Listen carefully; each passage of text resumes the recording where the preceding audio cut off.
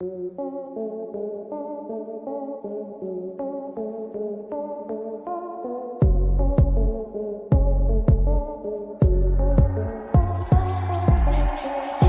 is over, now welcome to First Mint. Looking for NFT content, look no further cause this is it. From Top Shot to blockchain, they got the data chops, analysis, and pack drops, the show's equator hot. LG and Phil D, the best amongst others. Best brothers that happen to ball since the Ball brothers. So settle in cause it's time for the best show. Ayo Quad, who we reppin'? First Mint. Let's go.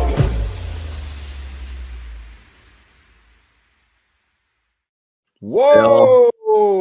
Check this out. Pikachu. This is a Pikachu Van Gogh card. See that? What does that mean? You found your comic books and your magic cards? Is that what's going on here? They're together at last. So this is it says on it, it's a Pika portrait. And you could only get this. There's two ways you could get this. The way I got it was I ordered it from the Pokemon site like a month ago. And you can only get it if you ordered $30 worth of anything on the Pokemon site. So I ordered a bunch of cards. I've never really had Pokemon cards, so now I have packs. Wow. And it was either that or if you were at the Van Gogh museum back in the summer for the opening of the Pikachu exhibit, which honestly looked like it was Black Friday. Like it was like a freaking brawl, people beating the shit out of each other, trying to get these cards or like bigger prints of them. So I thought that was super cool. And I recently got this, got this sent in. So I now have a Pikachu Van Gogh. I think the top bid for it on eBay right now is like 60 or 70 bucks US. So pretty sweet, man. Listen, bear market, take wins, collect cool stuff where you can. But this is the kind of person I am now. Is Pikachu Van Gogh really gets me going. This is what happens when LG misses out on the Wemby Sports Illustrated for Kids debut card. Wow.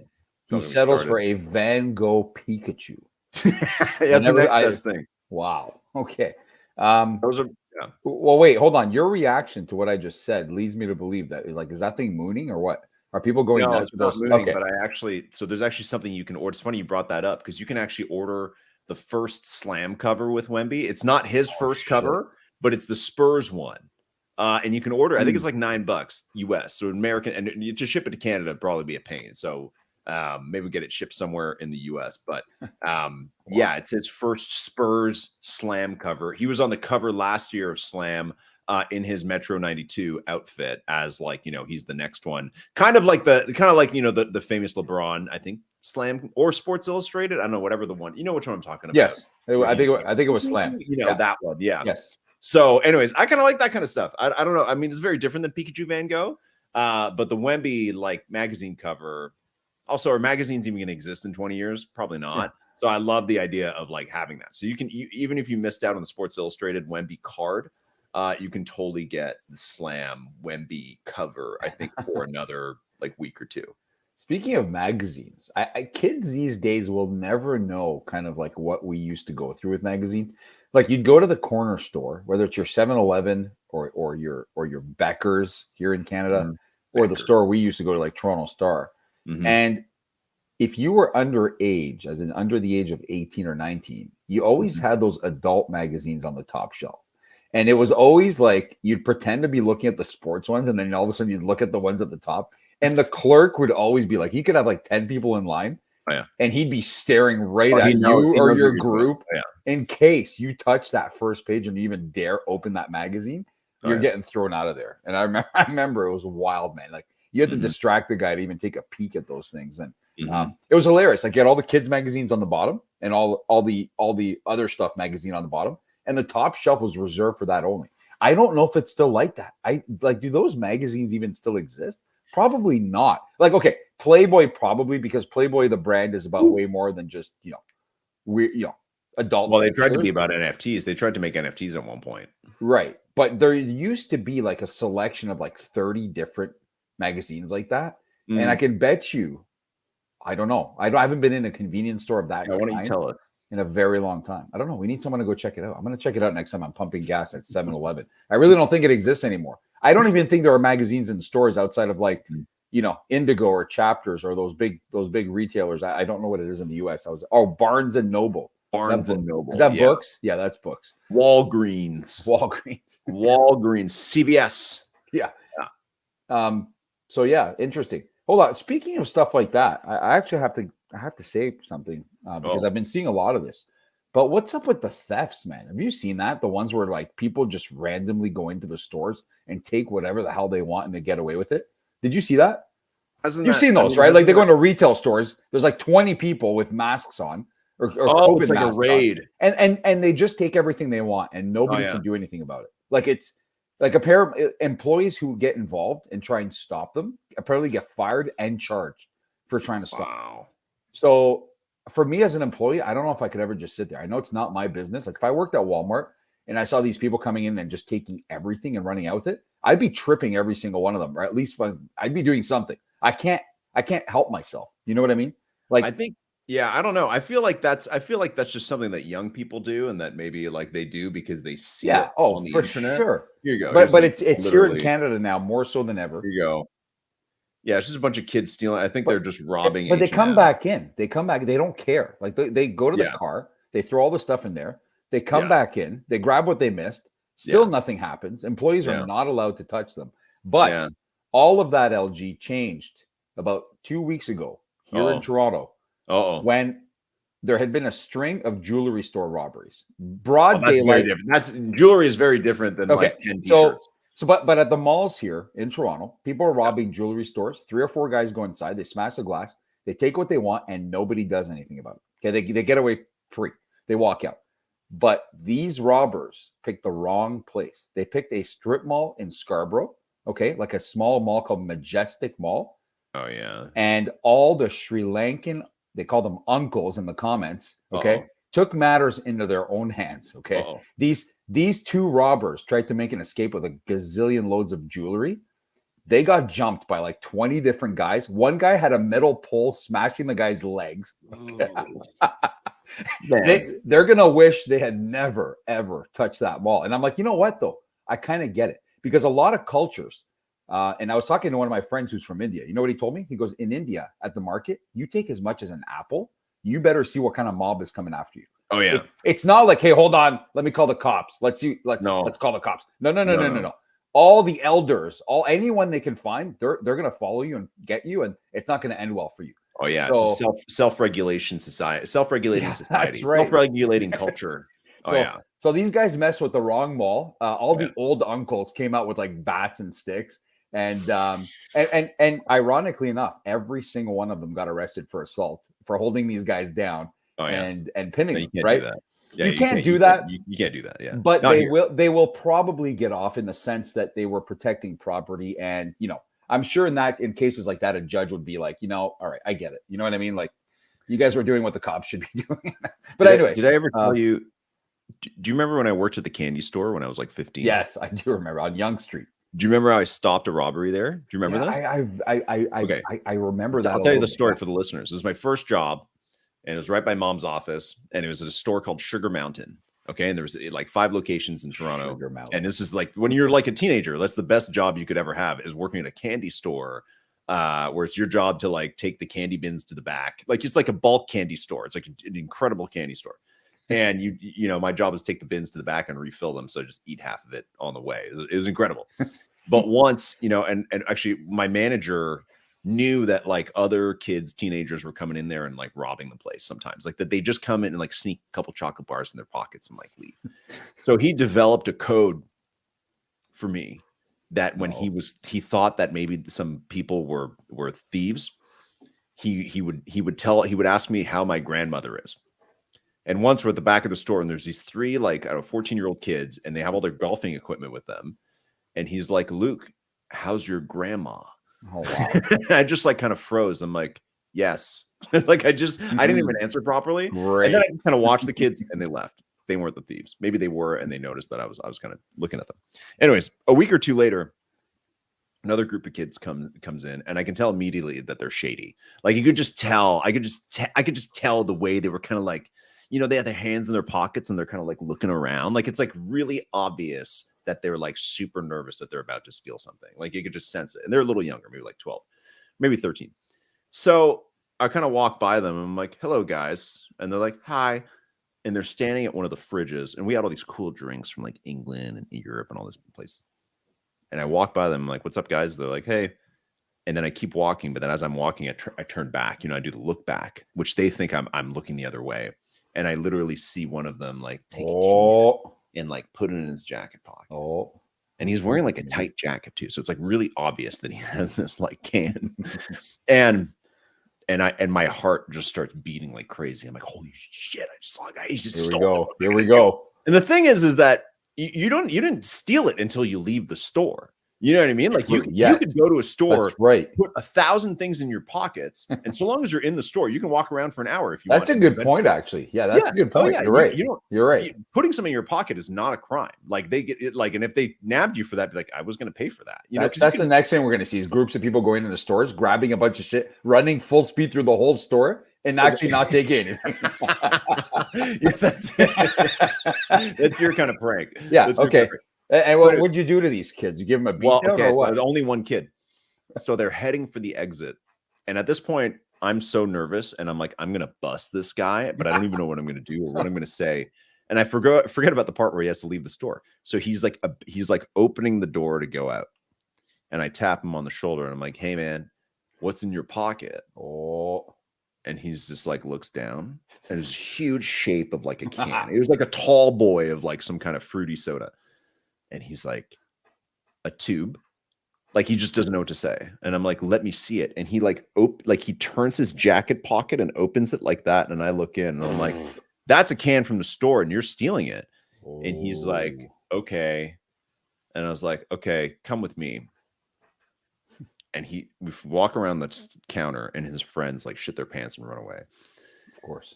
And I don't know where I got this. I honestly have no idea. I hadn't thought of this ever to do this to him, and he hasn't left the store, but I clearly caught him red-handed.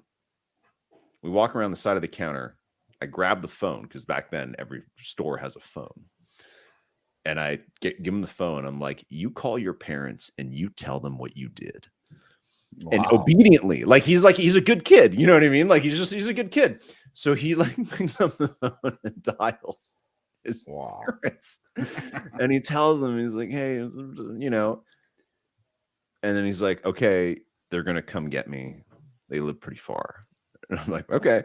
And I'm like, you can just have a seat in the chair. So he sits down, and like an hour later, his parents show up. Wow, he could have just left. Mom is like freaking crying, and they come in and they just go to him and just destroy him, like just start yelling at him, just obliterating him. And he's like, oh, and then they come to me and the dad's like, thank you so much, you know, and then they just leave. And my manager was like, well, Luke, technically he didn't do anything wrong because he didn't leave the store, but he's like, you clearly did something good. So he gave me like a free t-shirt from the store or something. Free t-shirt. Wow. Yeah, I got a free t-shirt. The same as Wieners did for you. Yeah, basically. Yeah, that guy did as much for me as Wieners did. That is crazy. That's my you know, Sugar Mountain cop story, basically. Like well, Sugar Cop. Okay, so tell me if this would qualify for this, LG, and I want to know this. Mom and Dad, I know you're listening. You're gonna have to close your ears for this. This is like an admission of something that you're gonna be like, oh my God. I know you guys love these. So you remember these when you used to go to the convenience store, like the Beckers I was talking about? There was all these little candies and you could put them in a little plastic bag and then they'd be like 5 cents each. You'd have those red feet that taste like cinnamon. You'd have the sour, you know, the keys, like the huge keys, like the sour keys. Oh yeah, I know that were 25 cents. I can taste the feet. Yeah, the feet. Yeah. So you put them all in a bag. Okay. Yeah. And then you'd get to the front, you had the little watermelons and shit like that. And you'd get to the front and you'd pay. Like the guy would count what you have in there. They're all 5 cents. If you got the big sour key, it was 25 cents. Right. And that was like the big ticket item. But this one time, and just one time, because I know Mom, you're still listening for sure. Just this one time, there was such a big lineup at the Beckers that while I was standing in line, I ate like 2 or 3 of them. And I didn't say anything at the front. It was kind of like a screw you for making me wait so long while somebody plays the lotto for 5 hours, right? It was like ringing up like 30 pro lines at the front. And I was getting pissed. I'm like, man, I just want my candy. And I ate 2 or 3 feet while I was in line, and I never said anything. That's as far as my entire career of theft goes. So if I get a free pass on that, I hope that's okay. But I don't think Becker's, or formerly whatever it is now, I don't think Becker's has a poster of me up at their head offices as one of the most wanted of all time for stealing those. Becker's doesn't even exist anymore. I don't think so. But I figured they may have changed to something else, or somebody bought them out, and I'm not sure. But maybe Jean Coutu bought them out, or no, Couche-Tard, or whatever the hell it's. Couche-Tard is also now Circle K. That's is also it really? Yes, wow. yes. All that. So we used to have Max in Canada. Max was bought by Circle K, and Circle K is like the new thing. Wow. Everything is Circle K now. And in the US, I know you guys have Circle K too. It's an American. Really? brand. I didn't even see that. I've never seen them now. Oh yeah, it's all turning into Circle K now. Wow. All right. Okay. Well, I want to know from the audience, Phil, people that listen regularly, tell us in the YouTube comments or wherever else you can, Discord chat. You tell us about the thing you stole once from the convenience store. Okay. Tell us what feet you ate in line, or chocolate bar you snuck in your pocket. Or if you're a listener and I'm the guy who busted you at Sugar Mountain way back in 1998 or whatever year it was, then let us know if that's you. And maybe I want to know what happened to you if you're that kid. I want to know what kind of life you have now. If you became a criminal, or if you became a famous person or something like that. I think things like that are not signs. I mean, if it was a repeated thing with kids, where kids were doing that all the time and they were doing it on their own, I would think that there's an issue there. But if it's something you did in a group of friends, and for me, the age is everything. Okay. If they're really young, all right, I'm willing to kind of give them a pass on that. Make no mistake about it. I wasn't like 16 or 17 when I ate those candies. I was way younger than that. You were 27. Yeah, exactly. Right. So, but I'm just saying, but it's funny now, because now there is no more of that. I was actually at a Toronto Maple Leafs game recently at the Scotiabank Arena, and they've got, so the concession stands have huge lineups. You know how it is, right, LG? If you don't leave like 2 minutes before the end of the period or the quarter, you're screwed. Or you're not making it back till maybe like mid-second period, or maybe even after the next quarter. Okay, you're purposely miss some game action if you want to have any chance of getting a beer at a reasonable time. Yeah, or even take a piss, man. You're there for hours. It's ridiculous. Oh yeah.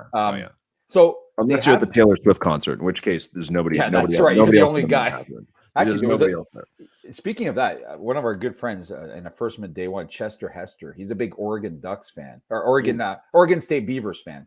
And at their big game against Washington this past weekend, did you see the video of that guy? It went viral. He just starts pissing in the middle of like the mezzanine. Like some old guy, and he's just like, screw waiting in line. I'm just gonna whip it out and start pissing. Some lady is like, excuse you. And he's got like the river of the century coming out of him. Like the thing, it's all over Twitter. This thing is just free flowing. You don't see anything vulgar, but you see this guy pissing on a post as just people walk by. Tons of people walking by. The game's going on. You can hear the crowd in the background, and the guy's just letting go right there in the mezzanine. So hold on, I got it. Okay, here we go. If you're not on YouTube, you need to head to YouTube. You need to see this. This is insane. Yeah, this one's there we go. Well, here I always put the links in the description. There it is, dude. That is the game is going on right now. It's like you can see the steam coming off his teeth. Some lady's like, "Are you serious? This is the most fun. Are you fucking serious?" Man, that is twisted. How ridiculous is that? Like, where's security, man? That's ridiculous. I kind of get it though. I've been at a Bills game where I just can't hold it anymore. And I'm like, man, if I have to wait one more minute in line, this thing's coming out. But back to my point. So the Scotiabank Arena here, you know what they have now to avoid these lineups? They have one of those markets where you walk in and you swipe your card, like your debit or your credit card on the way in. Yeah. And these cameras watch you. And like there's some sort of detection system that sees what you take. And all you do is take what you want. There's beer in there. There's popcorn. Yeah. And it knows what you got. So you leave, gone. You don't swipe ever again. You pick your own shit. You're gone, and you're back at your seats in 2 minutes. But I'm like, I asked the lady, I'm like, how do you guys know what I took? Like, are you serious? What if I take 2 beers and you charge me for 4? Mm-hmm. I'm not dealing with that shit, right? Like, what, they have to go look at the cameras? I'm not dealing with that. So, and there was nobody in there. There was literally nobody in there. Nobody wants anything to do with that type of kind of like, I picture that as something they do in like North Korea. right? Because you Yeah. see all these fake Well- videos of North Korea, and that's what you see, things like that. Amazon was actually testing stores like that a couple years ago in Seattle. That's right. I Which was remember just like that. you I walk remember in, that. you scan your ID, and then it just knows what you're Or it's on your doing. card or something like that, like on your grocery Yeah, card. and it just knows Yeah. what, like, it just follows you through the store. But I Yeah, don't know. but there's nobody in there. You could tell the traditional sports crowd was like, yeah, I don't think so. I'm going to stand in line Okay. and bitch all game about Here's being in a line. question for you. When you it's between the second and third period, you're at a Leafs game, and you've had like 4 beers, and you got to piss, and you forgot to go before the end of the period. So you go out into the grand, like whatever it is, the mezzanine, and the lineup. It's not even a lineup. It's just like a mush of dudes all trying to go into the bathroom at the same time. And That's you what it know is it's going every to time. take at least like 5 to 10 minutes for you to piss, but like literally you're about to explode. How much would you pay to swipe your card to go into a urinal where you can pay immediately or pee immediately? Man, that's tough. Premium I have It's a good way to maximize profit. very, very good tolerance. So for me, it's almost never an issue. But when you gotta go, you gotta go. It's like really tough to hold it when you're like, I feel that it never happens in real life. It only happens at sporting events because you kind of drink out of control at sporting events sometimes, right? That's what I mean. Yeah. Right? Like you're in places where you'll be able to There's something about like fountain beer like that. The way Man. that you're just makes you. Yeah, I don't know what it is. I don't know if I'd pay for that. Like to be up, but in the moment though, I probably But in the moment, that's what I'm saying. You're when my tipsy, kidneys are about to explode. you're pretty buzzed. Yeah. and you're in this mush of dudes. I'd swipe that waiting, card. I'd swipe that card for like $10. and you're Yeah. about to pee. Yeah, okay, yeah. You'd pay. That's a $10. good idea. We should start that, man. We should start like these secret Pop-up washrooms that we piss pop up tent. at every Premium pee tent. where the And door they like, give you like a mint after or something like that. You know the what door I mean? Like you swings open, like it's like a porta potty, and like feels like you get zoomed into another orbit, and then you go right in, then you pee immediately. That's pretty good. I like that. I know that women would like that too because they have the same issue. Sometimes some of these events, like you said, like a Taylor Swift concert. Can you imagine the women's washrooms at Taylor Swift? Yeah, That's all there is. The ratio is like 1,000 girls to one guy. Yeah, that's a I mean, I will disaster. say they're probably not drinking as much. It's probably not like a You're beer right. fest like it You're is right. for like a regular sports game, but Still, definitely, yeah, that could right? be. And anyways, That's pretty wild. I don't know how we got here, but yeah, it's an interesting conversation because well, I will we started with Pikachu Van Gogh, and then we talked about violent robberies, and then we talk about premium pissing. So I will say this because at the Buffalo Bills Stadium, which is a pretty old stadium now, Yeah. they still have the old school urinals that they had at the old Maple Leaf Gardens here in Toronto, like the 70s. which is like a trough. It's a big trough, and for those who Big don't know what that is, horses. it's like a huge like bathtub type of thing. But like it's like you just stand beside other guys and piss into like a big steel bin that just flows like a river. So as you're pissing in this bin, other guys' piss is flowing by like it looks like Niagara Falls almost, just like a huge river just flying by. And it's weird. Guys are trying to turn sideways, but if you turn sideways, then the next guy's right there, and he might be aiming your way. So you try and go back the other way. It's a disaster. It really is. And because there's no spots, guys are dying to go and they're about to explode. Guys shove themselves into the tiniest space and they just start going. I'm like, what are you doing? It's a mess. It's a real mess. It's pretty disgusting. Yeah. And you don't have too many of those anymore. I think they're like they're really starting to phase them out. I think the Bills might be one of the only stadiums that still has that kind of system. That's classic. That's classic right gross, there. man. Yeah, that's pretty. Yeah, it is pretty nasty. Yeah, at least. Anyways, all right. I don't want to. We don't have to keep talking about. That's piss. pretty exciting though. There's nothing else going on. That was exciting talk.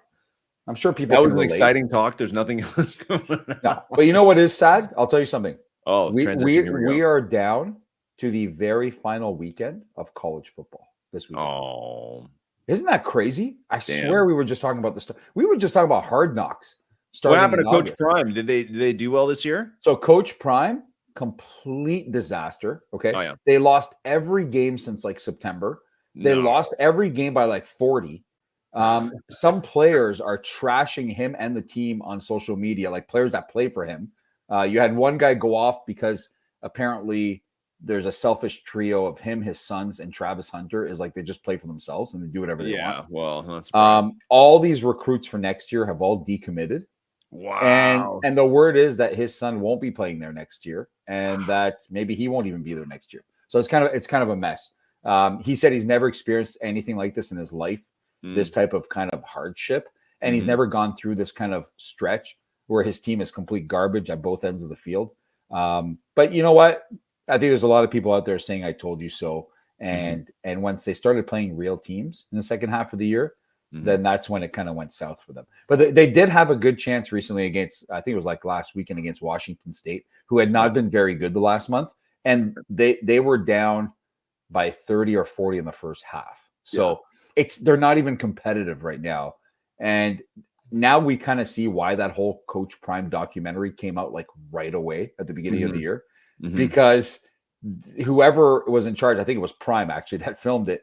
They were like, all right, the hype might last like 2 or 3 weeks. And then it might go south real quick. No one's watching that if it's coming out this week. You know what I mean? No, it's not even a story. Nobody cares anymore. Like, I remember you're like, oh man, what time's the game? I gotta see it. You know, like first 3-4 weeks, we're like, oh man, what's going on in the Prime game? We need to know, right? Now it's like, man, who cares? Especially after they beat Colorado State. Like that was such an exciting game. And then they lost to Oregon. Amazing. That was amazing. So we had those times.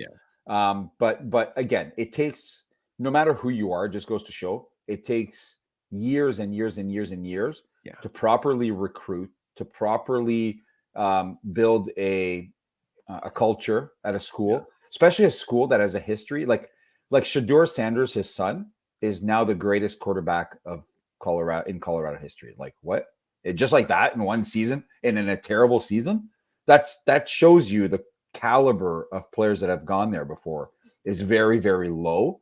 So to change that, you thought Deion Sanders would do that, but guess what? All these 5-star recruits that committed to come in and play for him next year, they've all bailed already. They're like, no, that's not what we thought was going to happen this year. No, so, you have to build culture. Culture doesn't just happen. Right? Like a lot of those top schools. And again, I don't watch a lot of college football, but even college basketball or any of that kind of stuff. It's like, it takes decades to build a culture of a school and then to find like appropriate coaches and managers and all that kind of stuff that make it make sense. And recruiting in itself is like most of the act, right? Well, did you see the coach for Texas A&M, Jimbo Fisher, that just got fired and bought out for $78 million? They paid him. They paid him $78 million because they had enough after a few years of him like not winning a road game in conference in like the last 4 years, like no joke. And they were willing, even though the team was still making bowl games, they were willing to move on from him for $78 million buyout. Yeah. Like what? When you think that the top hockey players make only $12 million a year, and you're giving a freaking college football coach $78 million to walk, and you're going to pay somebody else some big money to be the new coach. It's almost like, you know what? Just keep this guy to the end. Like, holy shit. But that goes to show you the money that's involved in this from the boosters. Now that the players can get paid, like it's game changing, right? Like that was an end to that. And some guys can't recruit like they used to because recruiting without players getting paid was a whole different story, right? Now that players get paid, how do you even recruit? Like, where do you start with that? You need funds, right? And you need promises. You need deals on the table almost for some of these guys to come play for your school, right? So the old school guys, I don't even know if they know how to do that. And it's a whole kind of it's changing the landscape of college sports. It's nuts. I can't imagine getting paid $78 million to not do your job. How do you like? If is he going to coach again? Is he going to coach somewhere else? Oh, for sure. These guys, listen. The college coaches, doesn't matter what level it's at. They always find somewhere. Some nobody's going to pay them big money right now, but some school like a different conference school, like a small, not a Power 5 conference, so not the SEC, not the Big Ten, one of the smaller conferences, will definitely give this guy money, probably big money, to come coach their program and hopefully change and turn it around because they're satisfied with being mediocre. They might be just satisfied with making a bowl game. Like there's all these teams like Jacksonville State right now is coached by Rich Rodriguez, legendary coach that used to be West Virginia's big coach. And now he's at Jacksonville State and he's taking these guys to a bowl game. Right. So, and he's getting paid big money to do it. So, I mean, when he got fired and he was gone from the bigger name schools, people were like, yeah, he's never going to coach again. But yeah, no, there's always room for established coaches that have some sort of history of winning. But I just don't understand. $78 million to walk is so wild to me. Like I can't imagine being fired for that. I'd be like, all right, I'm okay with it. See ya. Dude, that's like, the kind of thing that's like, I don't even, that's what I'm asking is like, if somebody paid me $78 million to not do a job, I don't know why I would just disappear. That'd be you know what I mean? Like these guys must be so passionate about what they do or so like ego driven. Yeah, that's what it is. I don't even understand. Like if somebody, like if I had that amount of money, like I don't know why I'd work, Yeah. honestly. And maybe they really love it, and I get that. But man, that is some dedication. It's to keep going crazy, after right? that. It is, man. So, but listen, that's college football, and we're at the end here. We're at rivalry week, which is for a lot of obviously all your American listeners, it's Thanksgiving this week. Mhm. So the Thanksgiving week for college football kicks off with the Egg Bowl, which is Ole Miss versus Mississippi State, and it's always on the Thursday night, and it's always at the same time as the Thursday night football game for Thanksgiving. So it's like I always watch NFL first for the most part, and then Friday there's a huge slate of games. And then Saturday is a huge slate of games, including the biggest game of the year by a country mile. The Ohio State Buckeyes, the number 2 Ohio State Buckeyes, take on number 3 Michigan Wolverines. And it's in Michigan, and it's in the middle of a massive scandal. And already the two sides are at, I mean, they're at war 24/7, but it's really ugly right now because of the cheating scandal and what Jim Harbaugh has been accused of doing.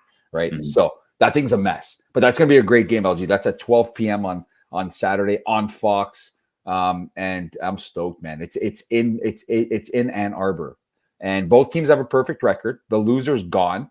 No chance at the college football playoff, pretty much. Although you never know with the committee and what they would vote if one of them lost that game.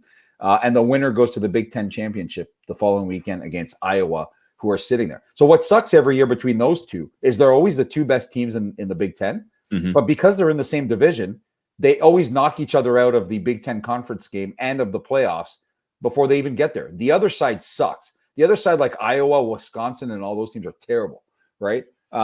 So it's the same crap every year, and one of them ends up being gone after that when they play each other. It sucks. They should both have the chance. But listen, we're expanding the college football playoff format next year to I don't know how many teams is it, 8 or 12 or whatever the hell they decide to expand it to, and teams like that will probably get in. So I'm excited.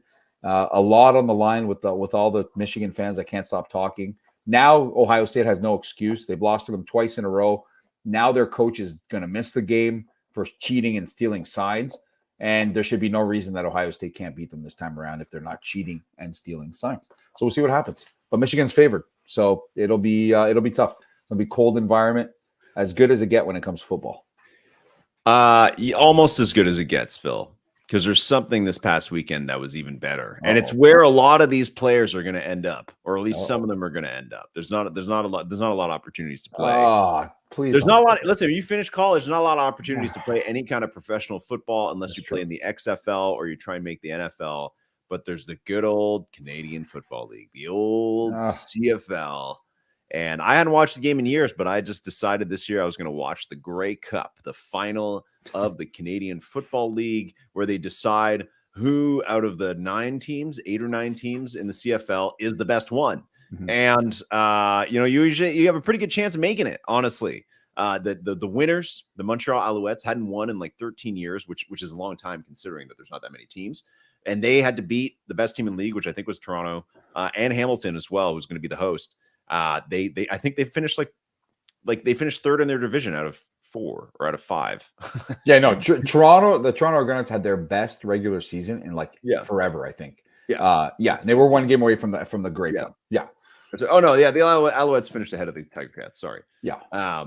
Anyways, so it's where 6 teams make the playoffs. One of them wins, and the Alouettes, the 11-7 Alouettes, beat the 14-4 Winnipeg Blue Bombers on a last-minute drive. I couldn't believe it. I honestly hadn't watched CFL in a really long time, but I found it super entertaining to watch that. Did you catch Phil? Chris Berman's shout out. I did. CFL. He does it every single year. Okay. After the Grey Cup, he will include it in the fastest whatever. Well, he did one before. He did one. He did one before for the Alouettes win. He loves the CFL, man. He just loves football. Weekend. So here we go. Let's take a quick look. Let's just see what Chris Berman shouting out. Marc-Antoine Dequoy. Some good French. What I will say, Phil, that I love about CFL is how many French Canadian guys there are in it. Because you watch the NFL, it's like maybe one occasionally, but here, especially Montreal, makes a point of recruiting like as many Quebec. Well, guys. The Quebec area is probably the hotbed of football in Canada. It really is. Their universities and colleges are by far the best of the entire country, and they've got a team in the college championship game coming up next weekend as well. The Montreal team is there. So Who, the McGill? no, that's called the University of Montreal Carabin or something like U that. to M. Yeah, Yep. UDM. Who Yep. are they And playing? Who's the other university? I think it's a team from the Maritimes. I'm not sure, or a BC team, but the Western, who is always the Ontario representative, got knocked out, and now it's down to the final, and they're definitely going to win. They always have the best teams, so it's unbelievable. Really, and all those guys are also CFL bound. Anyways, here let's watch Chris Berman. 2-8. Huge upset in the CFL conference finals. That's so good. 16-2 Toronto shocked by the Montreal Alouettes. 2 pick sixes. Marc-Antoine Decoy. Il pourrait aller tout la distance. That's good, man. That's good. I hadn't seen this. Border to border. That is good. And you know who threw those interceptions? That was Chad Kelly for the Toronto Argonauts. Oh, that's right. Yeah. American fans will know him from college football. He was a controversial quarterback in college football, a guy who was supposed to be NFL bound and never took football seriously. He put together some of the 2 best seasons of any quarterback in that league's pretty much history the last 2 years. And he's Jim Kelly's nephew. So Jim Kelly was at all the Toronto Argonauts home games in that sad little stadium downtown Toronto. Yeah. Watching the games with like 20 other people and whoever. That's a CFL appropriate stadium. It is. But there's no fans. Skydome, and it was way too big for them. Okay, so this actually makes sense. And I know Dad used to say this for years, where he's like, they shouldn't play at the Rogers Center Skydome. They should play at the old Varsity Stadium or something like that, where they used to play. So what's it called, BMO Field, where the Toronto FC plays, that's the appropriate place for CFL. That's the right size stadium. I used to do volunteer work for the game day team of the Toronto Argonauts at the Rogers Center. The most epic khaki pants possible. I really did, and I was in charge of the cheerleaders. So my only job was, and I don't even know how I ended up with this. That's not a job. So my only job was to put the headset on. Like everyone else had to run around the field and change all these things and run contests. My only job was to stand by the big stage in the corner where all the cheerleaders are dancing all game and be like, as soon as someone told me on the microphone or on the headset it was time for them to hit the field, I'd be like, ladies, you are on the field after this commercial. And during the commercial, while they were performing on the field, it was my job to again signal them to come back and that the party was over. They needed to start dancing again for the fans until I tell them to go back on the field the next time. That is it. That is all. That's all I did all game. Having said that, there's one game where I was told, we need you to go pick any fan in the stands for a halftime promotion, where if they throw the ball, whatever amount of yards, they win $100 for each 10 yards they throw. So if they throw for 10 yards, they get $100. If they throw 50 yards, they get $500.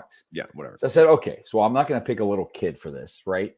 And now we know that these things are rigged, all right? Like as rigged as hell when they just pick randoms. You rigged it. So I had buddies in the crowd that day, and one of them so happened to be a football player. So I went right up there.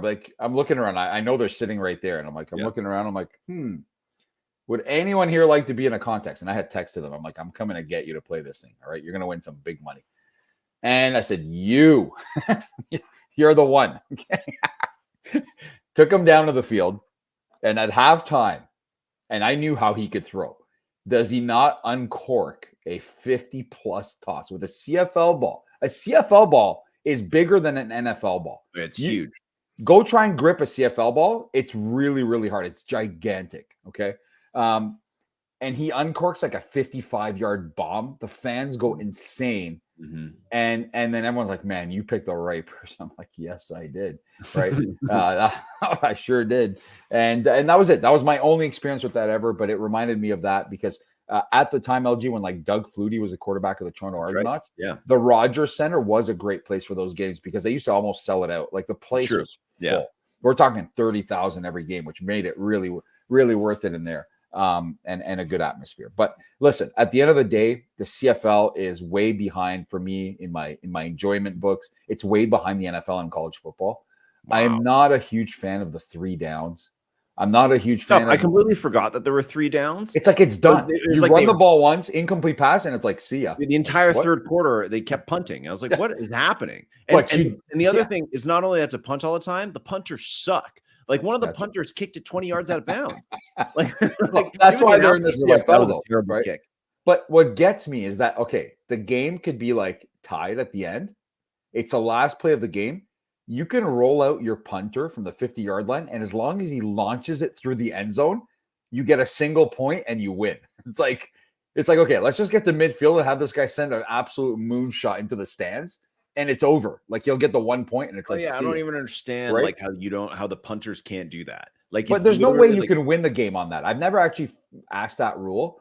I'm sure that you can't just like, all right, we're playing for a 60-yard punt into the crowd here. You know what I mean? Like, to win the game. That wouldn't make any sense. 3 downs is nuts, honestly. The 3 it's downs, not enough. You have 2 attempts. You get to try twice, and that's it. It's hard to market players like that too. I mean, like, you run the ball on first down because you have to run the ball. Then you throw an incomplete pass, and then it's like, all right, we got to give it back now. That's it. And you get 2 plays. Yeah. I know, but it does make it tougher. So the strategy is obviously different. And there's actually some really good players, man. A lot of players have gone on to play in the NFL from the CFL. Mm-hmm. And I had a good time when I was working for the team. Good times. But now I don't enjoy it as much, and I think that it's kind of fading a little bit. But if you ask the places like Saskatchewan, Canada, and Winnipeg, and those places like that, it's not fading. Yeah. Well, especially Saskatchewan, that's the only game in town, man. Mm-hmm. At least Winnipeg has a hockey team, and most of the other cities have hockey teams or something. But in Saskatchewan, that is it's the only game in town. And I don't think the team was very good this year. Were they? I don't think the Riders were good. No. I didn't see them in the playoffs. No, they finished. Yeah, they finished 6-12 they lost 7 in a row to finish the season. So that means that they were 6-5, and then they lost 7 in a row to finish the year. Wow. And that's like the main team in town. Yeah.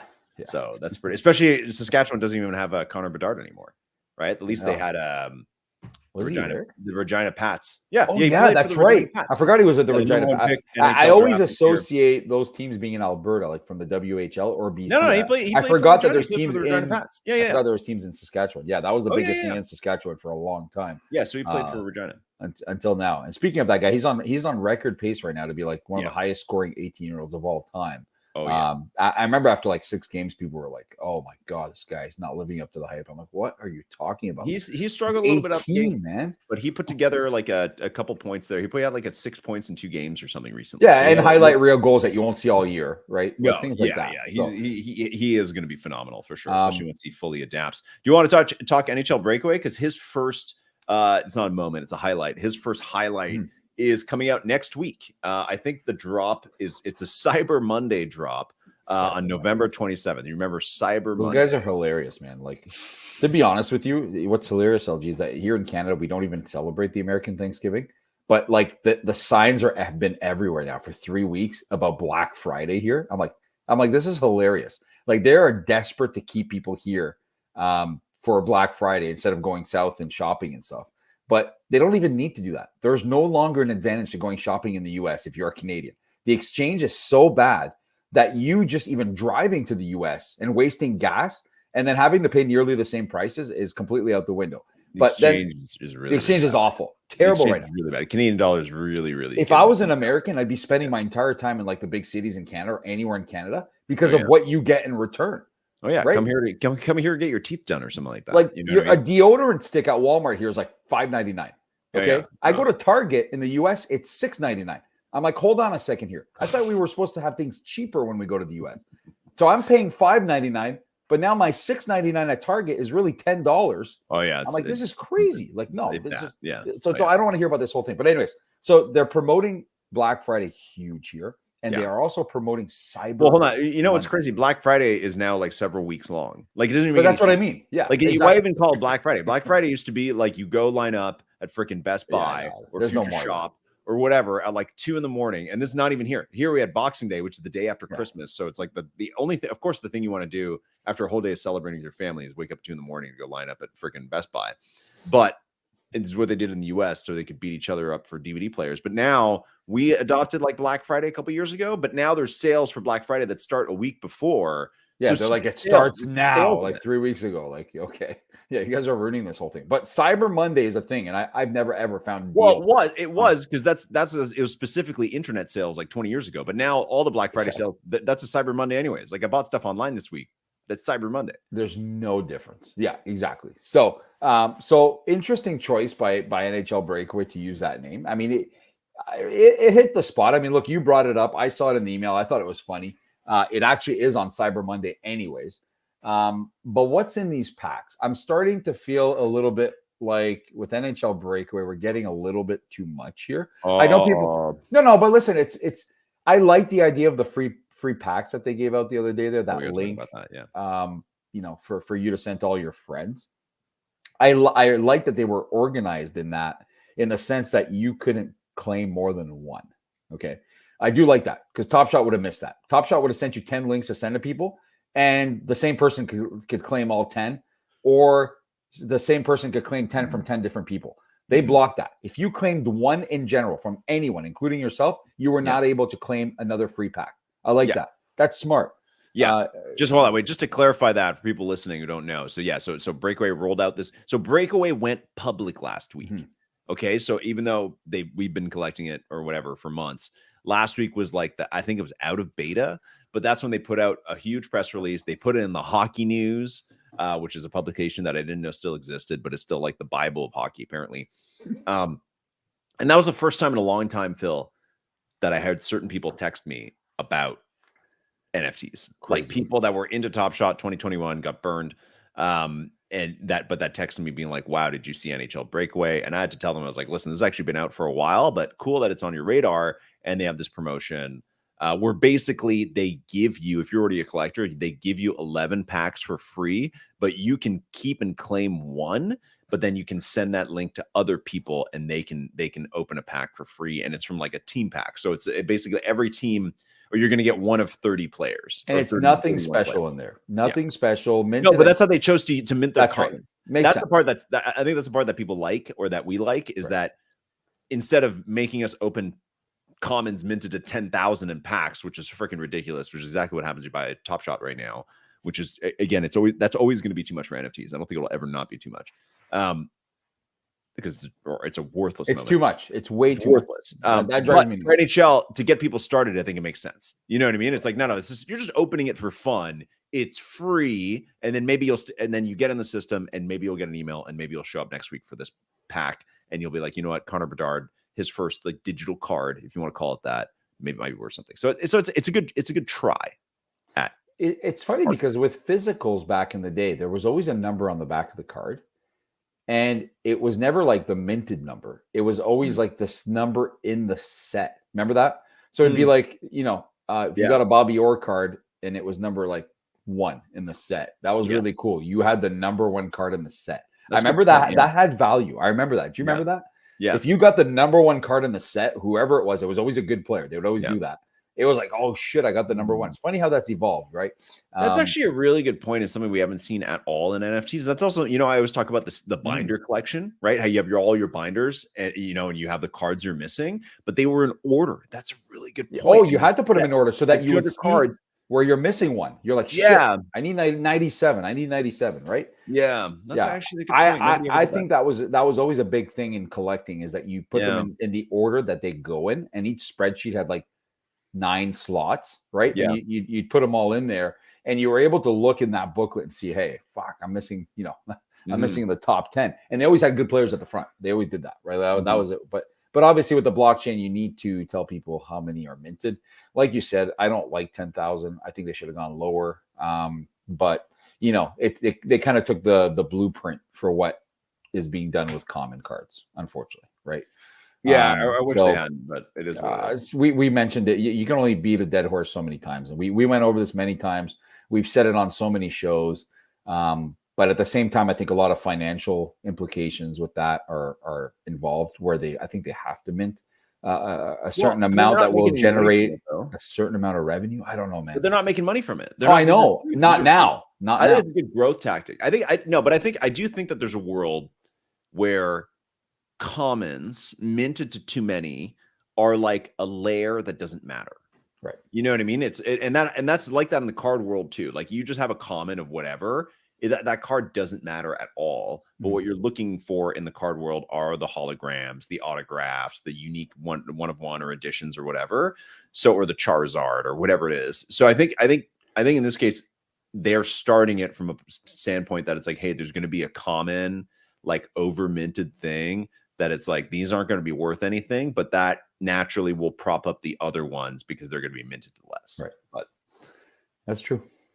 But anyways, they've got that big. They got I that. want to say as well. Hold on, wait. One more thing is that everybody's operating under this idea, and this is what Top Shot said from the very start, that new fans are going to come in and they want to be able to get their favorite player. And for them to be able to do that, you need to make their favorite player super cheap. And that's a drum that I beat on Top Shot for so long. I was like, even when things were mooning and the cheapest LeBron was like $500, I was like, listen, Top Shot will not stop until a LeBron you can buy a LeBron for $4. And they did that, unfortunately. And I don't know if that's true. I don't know if a new fan enters Top Shot or NHL Breakaway and is like, my favorite player is Connor McDavid. Oh, good. I can buy one for $2. Like, I don't think that I don't know if that's true. I don't know if that actually Not yet. It's definitely not. I don't know. I don't know if that's the way to go. I don't know if that's the way to get them to spend more money and actually fall in love with the product, to show them that their favorite players are cheap. There's too much out there right now for that to be, that's the digital collectibles and NFTs and all that of sports will only become sort of relevant or prioritized when they have something that sets them apart from the rest. Something where you can't get that same hit of fandom as you do. Like, you could go to Walmart and for $9 buy that figurine of Austin Matthews. And if you're a big fan, that's good enough. Absolutely. I'm not buying the Austin Matthews on NHL Breakaway for $5 when I can get that thing for $9 and put it in my room. If you want something to collect, absolutely, you can get any player you want. You can go down to Walmart and you can go on Amazon and you can buy a really cool, like, Horton's cards, right? Like, there's everything. Yeah, there's a lot of other ways. Too much competition in collectibles these days for anyone to be like, oh my God, like you said, Connor McDavid is $4. I have to get that. It's not a thing. That's the problem. There's just too much out there, right? It has to be about, like, the market. It has to be about this fun, like, gamified thing. But it's just like all these companies are acting like this is something that is going to work, and I hope it does. But I just don't know if minting anything over like 500 to me is crazy, honestly. And I've said that for over a year. But it's completely berserk to think that there's demand to that level, and to not make it more fun than that. Like I don't care how many collectors are on it. Just cap everything at 500. Make legendaries 1 of 5. Like, just make it actually interesting, where there's actually, like, scarcity. Like that. I don't know. Anyways, we're just in the same fucking rant, Phil. There's scarcity doesn't even exist. No, it is, but it's relevant because they just came out with this, and we were like, oh fuck, great idea, love the concept, but damn, there's that number again where it's just not. It doesn't meet what. I think a new fan would be way more excited if he got something minted, like you said, at 500 and he got one of them. You know what I mean? But are there really new fans even getting these? Like, I think we put out our links. Did they all get claimed? I don't know, man. You know what I mean? Like, I put it in my guys' chat group with our fantasy hockey league or whatever it is. And I can promise you that my link probably didn't. How'd you sell it to them? What did you write with it? I've tried over and over again. And actually, our good friend Garland is in that fantasy hocky league. Are you in there this year, LG? No, you're not. No, in fantasy hockey. I you put me in a league last year, and I didn't follow. And I finished last, and then it's hard. It's harder for me to like. I still like watching hockey. So Garland is in there, and you know what he does sometimes? He actually throws just links in the chat to claim one of his moments. Like, he'll just be like, "Who wants this? Here you go. First one to click it, we'll get this Ovechkin." He does it all the time. That's a cool concept. Like, that's cool. But what do these guys do with it? The guy that claims it every time already has an account on Breakaway. And his only interest with NHL Breakaway is to make money. That's it. How much do you think I can sell this for? I'm buying these packs to try and get one of these rares, So it continues to be kind of the approach of a lot of fans. And the other guys who are huge hockey fans, they just don't have interest no matter what. Like, the entire chat is about hockey, but none of the others took the bait and wanted anything to do with the whole sign-up process. They're happy doing what they're doing. A lot of people don't want to go through the sign-up process. I think that's another kind of issue where annoying. I wish there was an easier way to claim these things that does not include the whole sign-up process. Yeah, it needs to be integrated into your phone. Right? You need a wallet in your phone. Something that lets you just claim it, and then you're like, yo, this is cool. If I want to do anything else with these things, I need to set up an account. Right? Because then you never even get to it. A lot of people, including me, a lot of emails I get, I'll click on something, I'll be like, you know what? If I have to sign up for this, I don't want anything to do with it. Nope. Oh, free pizza coupon from Pizza Nova? Yeah, but you got to sign up now. See you later. Bye. Delete. Yeah. I'm out. right? Yeah. So that same concept for these things, man. This whole sign up thing, it's great. Well, here's your free moment.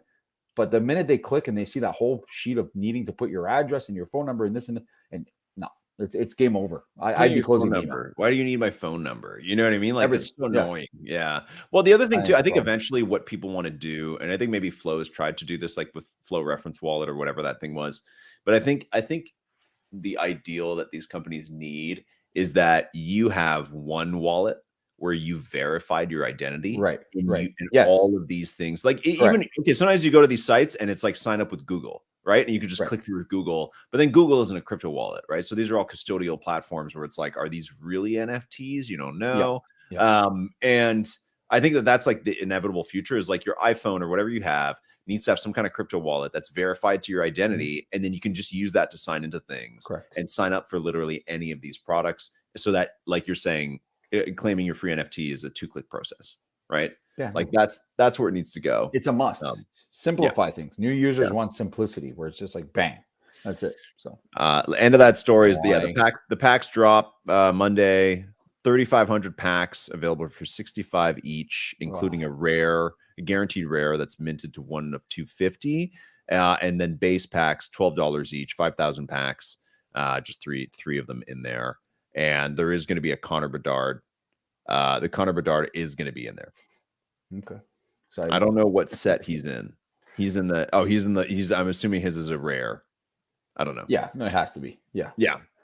Okay. Anyways, speaking of onboarding the masses, Phil, I know you want to talk about this, is Disney and Dapper. Oh my goodness. Right. So for people who missed it last week, it was announced that Dapper Labs, makers of NBA Top Shot and NFL All Day and UFC Strike and CryptoKitties and a bunch of other stuff, are in partnership.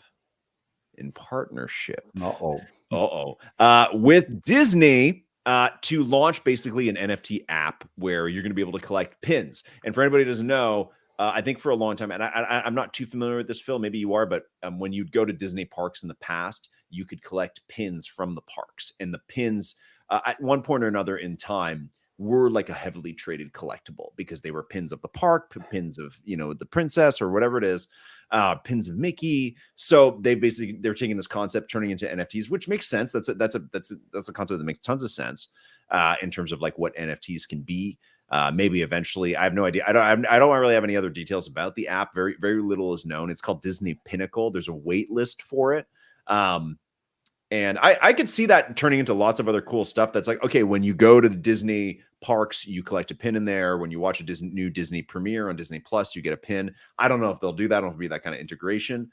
But the one thing for sure, Phil, is that as soon as this came out, it was a very dapper project where if you went to join the Discord, it was run by none other than El Dumbo.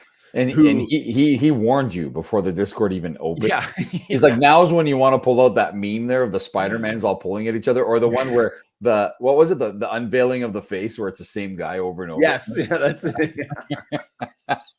It actually is it. And in true Dapper form, yeah, you cannot post GIFs in the damn Discords. You can't post anything. I hate it. What is the problem? So they opened a Discord where you can't type anything. Yeah. And they also opened a Facebook group. Really? I didn't see the Facebook group. There's a Facebook group that you can join. And I believe you can write stuff in the Facebook group, but I don't think anybody's done it.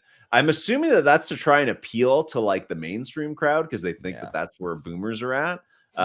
Which I guess they're not wrong though. They're not wrong. I know a lot of people that are uniquely on Facebook and have not evolved to like Instagram or Twitter or anything like that. So that's Phil, you have no idea. I don't think I ever told you this, but quick side story. In the town I live, the Facebook town page is easily the best source of entertainment. We don't have like there's no hockey teams or any of that kind of crap here, but the Facebook group where people hang out and write complaints about other people in the town is the best source of entertainment I think I've had in years. It's fantastic. Every day in the summer, a senior would ask if the corn man was going to be in town today, and he was there every day. But they always ask. Wow! Breaking news! Yeah, the corn man's here today. Holy shit! Like the kids hanging out in the cemetery at night, like tons. It's very entertaining. Anyways, Facebook groups where it's at, and that's where Disney Pinnacle is going to be. No announcement on plans yet. There's just a wait list that you can sign up for. And Phil, I quickly pointed out and so did many other people, that Disney has licensed itself before in NFTs. Many times. Most recently, they have Cryptoys, which also has Masters of the Universe, but they have Cryptoys, they have Mickey Mouse, they have Star Wars, and way in the past, they had Vivi, which was basically also a mobile app where you could get in on drops. And Phil, I wrote this in the newsletter that I once flipped an R2D2 for like $200, I think. So well, I flipped I got one of the big ticket items. I flipped it for like 800 US. I forgot what it was. Oh yeah, no, this is back in the big day. But then you weren't able to withdraw unless you had 1,000 of those gems. Okay, I just withdrew from Vivi recently. Like, so I was stuck with 800 gems forever with no place to go with them. It's like, did I try and get new drops and then make more and flip more stuff? Well, that didn't even become a thing because the drops were like not making any money anymore, right? So, and then I'm like, well, what are we going to do? We're going to stay here forever with these gems and I'm never going to be able to cash them out. They finally allowed people to cash them out, and I think, I don't remember what I did, but something like that. But yeah, no, so that was one of the first ones that I saw for Disney. But did you see what happened today on Twitter, LG? Did you see the... I know this is what you want to talk about. I really want to talk about it because today I saw a tweet from LG's best friend, AG, who's pretty close to LG in terms of physical location. But AG, who is always the first one to jump on Dapper products. When this was announced, he actually posted a list of all the Dapper so-called rugs and scams. And I'm not going to lie, I was taken back by that list. I'm like, holy crap, that's a lot that are just vanished. But then what hasn't vanished right now? Anyways, right? But then, warning that this would be the same. Tons of hype to start with, a full mint out at the beginning, but then kind of just nothing happens. But that's how AG is with everything. And he's bitter with Dapper. So I'm like, you know what? Forget about it. I've learned to just glance by those. They make me laugh because he's always going after Roham all the time. He calls him bro scam, whatever the hell he calls him. And he said this would be the same. And then we got the trolls who come and join on that train as well. But today he was at it again because he quote tweeted a tweet. And I'm not sure if that original tweet has an article in it, but there is apparently an article out there that says that after the announcement of Disney/Dapper and their partnership, that Disney went out of their way to make a statement to clarify that in no way, shape, or form was this a partnership with Dapper, and that all Dapper did was get some sort of license to slap Disney's name on there, but that there is no partnership. I don't think that that's going to impact it too much, to be honest with you. I know a lot of trolls went on there. They're like, oh my God. I'm like, okay, but you're still going to line up because you know that it's probably going to be profitable. The first drop will be profitable. You're lining up. Let's be honest here, right? But yeah. Yes, not financial advice. Not financial advice. I'm just saying the hype around. I'm going to do anything I can to get whatever the first things are that they launch. Of course. Like, and that's because Arthur Camara, who is one of the OGs of Dapper Labs, previously Axiom Zen, one of the people who's there for CryptoKitties, he tweeted how they did it with CryptoKitties and they did it with Top Shot, and now they're going to do it with Disney. So that to me, I don't know what kind of magic fairy dust they have at Dapper, but he's not wrong, and you can have your feelings or whatever. But just saying that to me, I'm like, well, they're doing something with this, and it could be the thing. So listen, I've got totally lining up on the Twitter page, so I'm ready to go whenever that thing drops, and it's going to come out of nowhere, LG. But we have a lot of sleuths out there like Diamond who are able to see these things coming when they are ready to come. So we have a pretty good heads up as to what. Here we go. Here's the stuff pulled from Diamond. Here you go. This is what it may look like. So they posted this last week. That's crazy. So here we go. These are what kind of the pins might look like.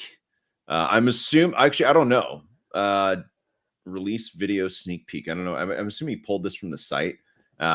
It's like a Woody outline that's kind of gold and a Mickey, and I don't know what that is in the middle. And then here they are. Here's the crab from Little Mermaid or something. I don't know. Why does that have a... Okay, anyways, these, and here's more Pixar, Star Wars. There's R2D2. They've got to cut this wrapping. I'm assuming it's going to be more than this, and you'll be able to like see their faces, but I'm not really sure. So don't forget, Dr. Seuss has pins as well. Just saying. That's right.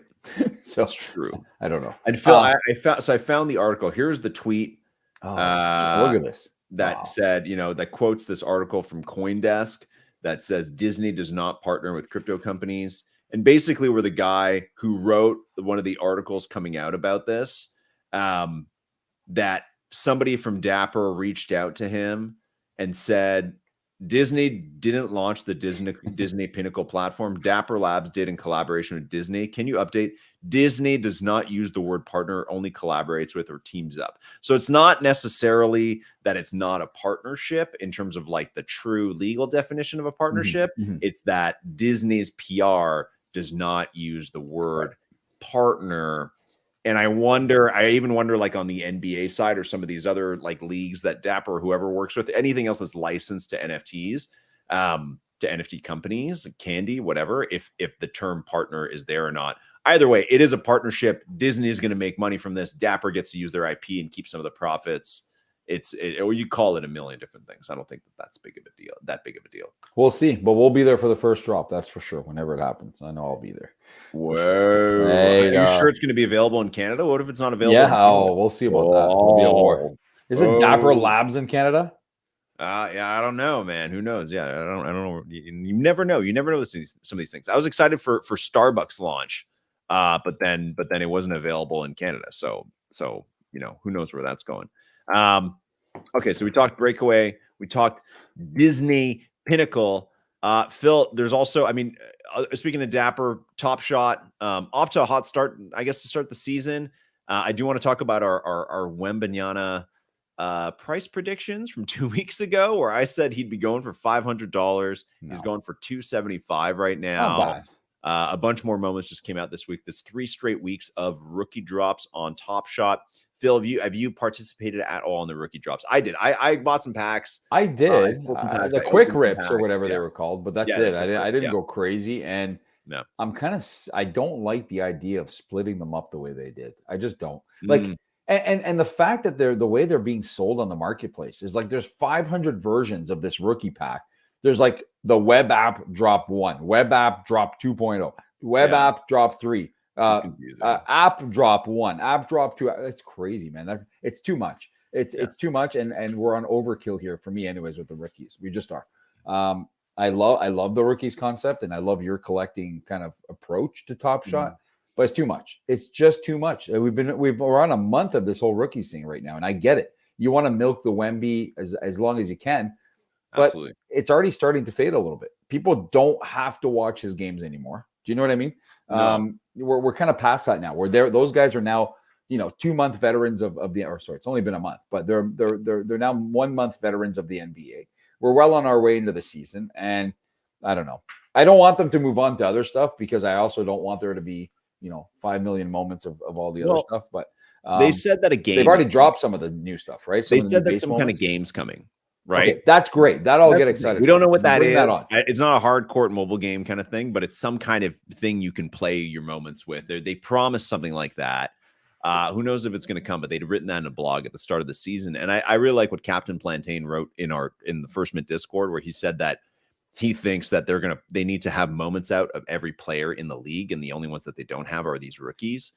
So they can start this game, which may be like a nightly betting game, prediction game, something like that. So, and all these big packs for the rookies have been EV plus if you sell, or not EV plus, but a higher, you can resell them for more than what they were. Right, which is great. That's fine. That I like. So that's definitely a positive. I just think we're on overkill. I saw that there was another drop either yesterday, today, or tomorrow. I don't know when it is, but I keep getting the emails. I'm like, it's too much. Another rookie pack. Like, we've been on these things for like 3 weeks now.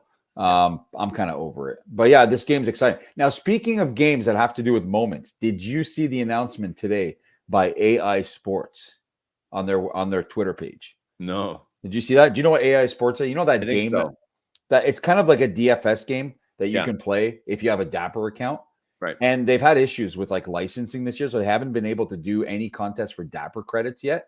Okay. So it's been all this juice stuff, and I have no idea what the hell juice is. Like, what the hell's juice? I don't know. I'm playing these contests and collecting. I don't know why you asking. I don't know. Nobody knows what this is except for you. You don't know AI Sports? You've never played in those contests? I see so many names.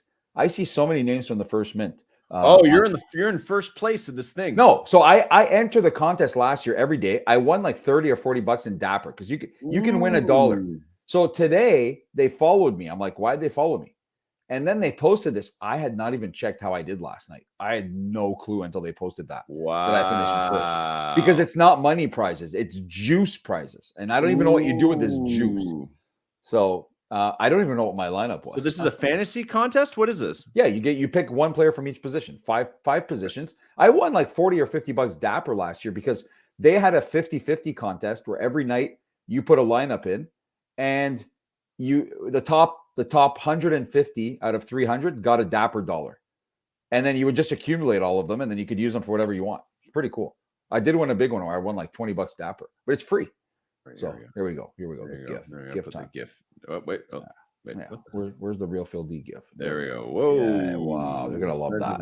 Yeah, there we go. Anyway, so yeah, I don't know. Now the Dapper credit contests are up again. There's a limited amount of spots in these things. And I play them just for fun. I just literally, you have a salary you can spend, just like DFS. It's the same as DFS, right? I literally go up and down picking things just instantly. I don't do any research. I just click. You either finish last, you finish near the top.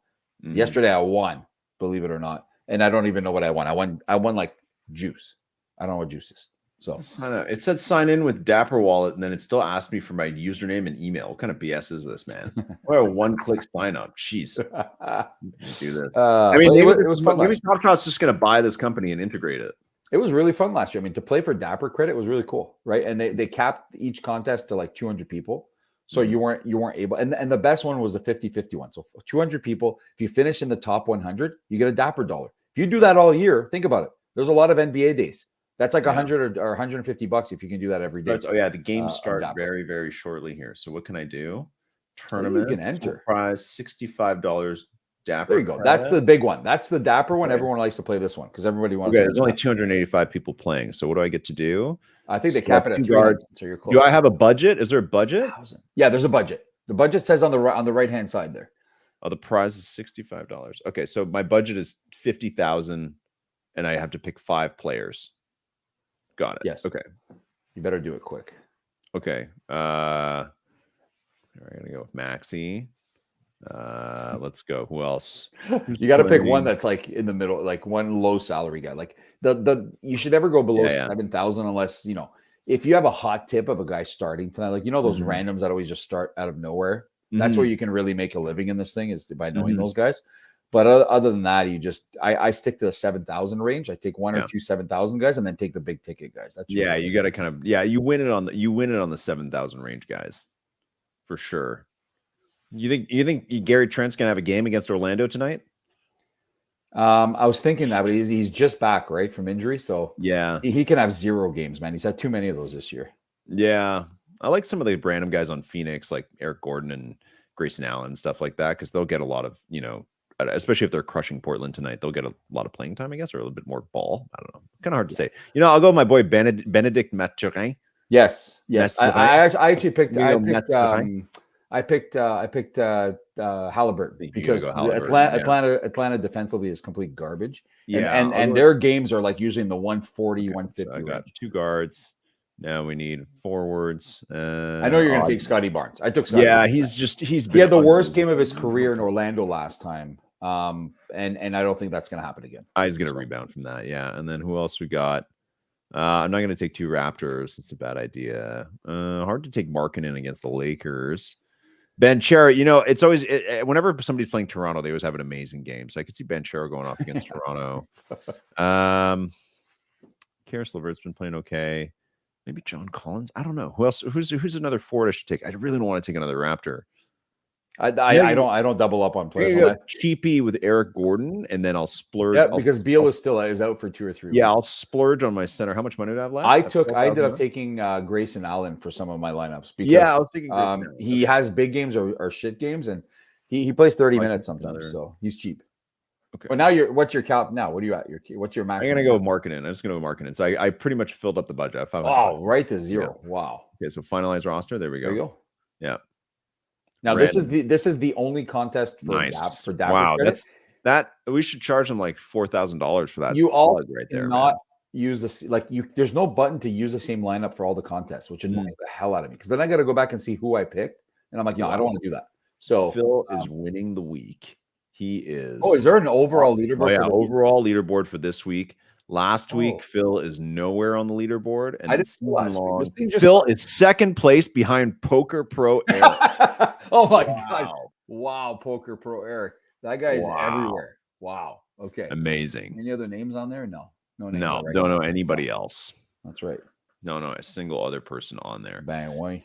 All right, Phil. Before we wrap out, there's a couple announcements, and then also one video I wanted to show you. So, first announcement is that we're going to be releasing some historical podcast episodes as NFTs. And if you joined the First Mint holiday party last week, which is gated to our Discord members, the day one, we did announce this last week, but basically we're going to release 5 different classic episodes from 2021 on a platform called Pods, where they're the first ones to kind of like make a real platform for making podcast NFTs.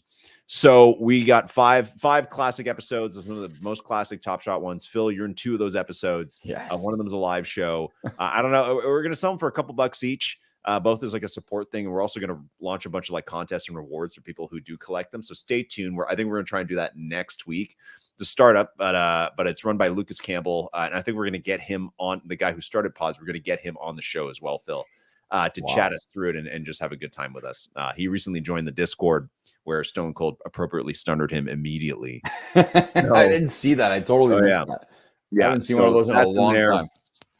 Yeah, so that's going to be a lot of fun, something kind of fun and new and experimental that we're going to do. So keep an eye out on that. When we have it, when it's live, we'll talk about it on the show. We'll post it in the link. You guys can check it out and be very keen for you guys to collect it because I think it's going to be a lot of fun.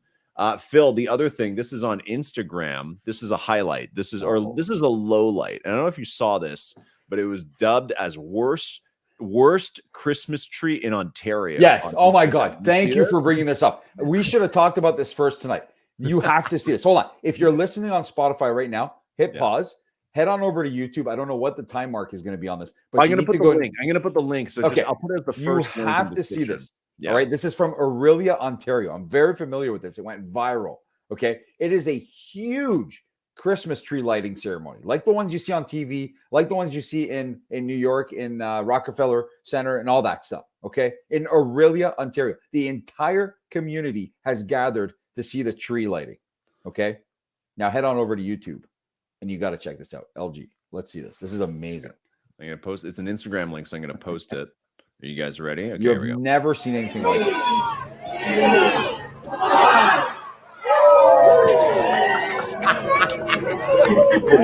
Listen. People are like, Is that it? Is that it? No. And watch. People start walking away now. Watch. At the end, there's people that are like, all right. There's a new countdown that starts. No, the spoilers are leaving. Watch. That's it? Wow. What the hell? That will go down. Anybody who's too lazy to click on the link, it's like a crowd of it's a small town, Aurelia. That's a lot of people live there, but it's a small town vibe. They're out in some public square. There's this massive tree. You can't even see how big the tree is. It's obscured by darkness. Like huge. And then the countdown. And when the countdown ends, like literally a sliver of the tree down the middle lights up. Like there's only lights like only down the tree trunk. That's it. And there's like not even a reaction from the crowd. There's not even, something like that's supposed to be like, ooh, or like that. Screaming and stuff. Zero reaction whatsoever. Like people acting like there's a malfunction or it hasn't started yet. Okay, really, but hold on. Was that the actual tree or was there an actual malfunction? I have no idea. I made up the malfunction. There's no way any single person at City Hall over there or who has anything to do with this was going to gather a crowd of hundreds or thousands of people and light only a tiny little part of the tree. Like that makes no sense. Something obviously went wrong, man. I refuse. I don't want to believe that, but one of the comments says apparently there is history to that tree and it's dying. They apparently didn't think it could hold the lights without more damage. That is brutal. That is the saddest tree lighting in history. And don't have a ceremony since the Charlie Brown tree there with all the little pine needles that fall. Like that's pathetic. The best was the guy. The guy in the back is the best. Where he's like, "That's it, that's it, eh." I guess that's somebody called it. I call it the tree dough. Oh God, yeah. Meh. No, that's that Meh. hit the mark. It does. The comments are saying it looks like the Festivus pole in Seinfeld, which, if you know that That's reference, right. it totally looks exactly like that. That's pretty awful though, because you can also tell when there's these tree lighting ceremonies, like they milk it. Like they're like it's at 7, but then they light it at like 8:30. You know what I mean? They make Yeah, people yeah. stand in the Always. cold. They have Oh, announcements. they have everything. Yeah, They have all this shit. performances and Oh yeah. yeah, and then and it better be spectacular by the time you get there. And that one, It's usually at the end of probably their local Santa Claus parade, which took all day. Everybody froze their asses off. You know, the hot chocolates are out, the marshmallows are out. They're hyping this thing up as, you know, it's going to be lit the entire holidays, and we're one of the first ones to do it. Oh man! And then the most pathetic lighting of all. I would have booed. You know me. I would have started booing immediately. There wouldn't have even been a second chance. So I don't know. I'm telling you, go to YouTube and check it out. I'm so glad you brought that up. I totally forgot about that. The first link in the description is that video. Okay, so if anybody is too lazy, just good, man. Click on the first link. It's I literally already wrote it down. It's called "Worst Christmas Tree Ever," and that's the first thing. Phil, last announcement. You know what this is going to be, and it was the last announcement of the Christmas party. Here we go. Drum roll.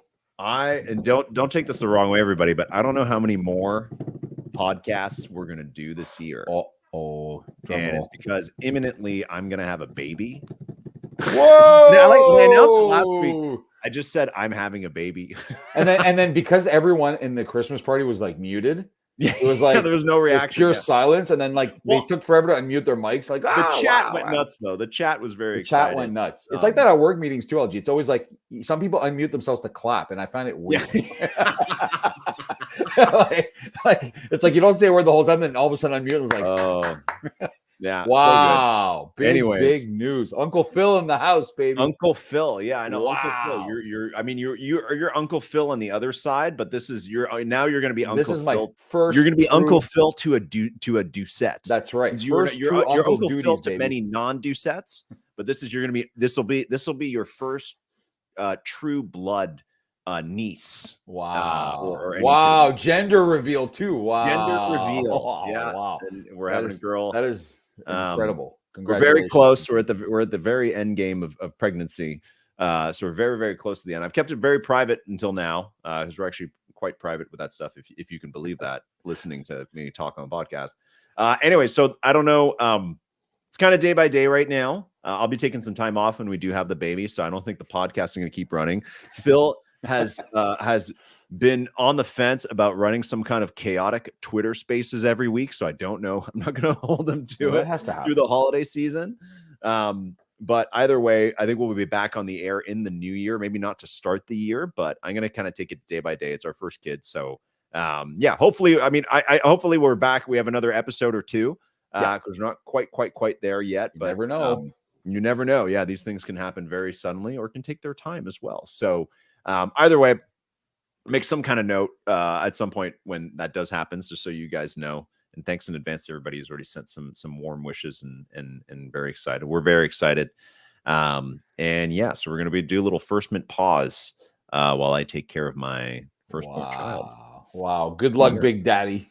Hey, I didn't even think about the Uncle Phil thing until somebody said it last week in the Discord. Listen, I didn't even think of that. I was starting to wonder if I would be an uncle first or a grandpa first, because it has a chance of being pretty close. But listen, I am not ready for the grandpa title. I'll tell you that. Like that would be outrageous. Like, look at me. Do I look like a grandpa? What's the Jackass movie? Man. Bad Grandpa? Yeah, I love Bad Grandpa. That's one of my favorite skits of theirs of all time. Is that grandpa that just goes on rampages. Yeah, no, I'm not ready to be a grandpa. We're good. Well, your kid, your son, your oldest son, Phil, is the age I was when you had a kid. That's right. Like that's crazy, man. So it's not that far fetched. It's actually not that far fetched. Not that crazy. It's close. It's been his entire life up until being, and that will be like his 15th cousin now, and like I said, he might have kids the same age as the cousins. So that's it. That's crazy. The first one with his same last name, with another Doucette, Phil. That's what matters. Is our family is so small in terms of the Doucette actual tree. So adding another one. Wow. Congratulations, LG, on behalf Thank of you. Everybody. I'm excited. I'm super effing excited. Can't swear anymore. Kids going to be too young. But super excited. Everyone's excited for you. I think the whole community was excited. And hopefully we get one more show in before that happens. That's all I'm going to say. I think we will, but can't make any guarantees with this kind of Okay, stuff. You never know. that's right. You never know. So yeah. maybe we won't see you until after the holidays. We'll see. After I'm I feel like when you have a kid, like your brain changes. You know what I mean? I Oh feel like my God. your brain chemistry like rewires itself. You're about to find out. Yeah. That's all I'm gonna say. Yeah. Well, that's it. That's it for today. Hopefully it's not it for the year. But yeah, hopefully we're back next week. And to all the Americans, happy Thanksgiving. To all Happy the Thanksgiving, baby. all the Canadians, happy Black Friday week and Cyber Monday next week. And yeah, Phil, it's gonna be an exciting end of the year one way or another. Bonne chance, mon frère. Hey, merci. All right. Thanks, everybody. See you next week. See Maybe. ya.